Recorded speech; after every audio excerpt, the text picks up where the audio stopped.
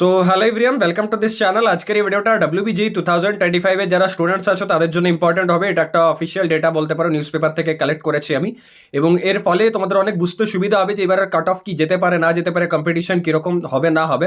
তো দেখো কি বলেছে, রাজ্য জয়েন্ট এন্ট্রান্স পরীক্ষায় গত বছরের তুলনায় পরীক্ষার্থীর সংখ্যা কমলো।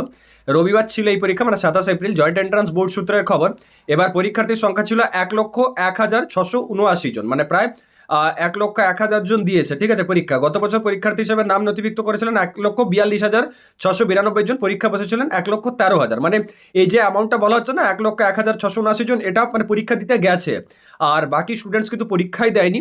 এবার এর পেছনে অনেক রিজনস থাকে। একটা তো রিজন হচ্ছে ওয়েদার খারাপ ছিল, সেকেন্ড ওয়ান রিজন হচ্ছে যে হয়তো অনেকে কি করেছে যে ফর্ম তো ফিল আপ করে দিয়েছে, বাট হয়তো যেই মেন্সের থ্রু দিয়ে কোনো ভালো র্যাঙ্ক পেয়েছে বলে সে হয়তো অন্য কলেজে যাওয়ার কথা ভাবছে, বা কেউ হয়তো অন্য স্টেটে চলে গেছে।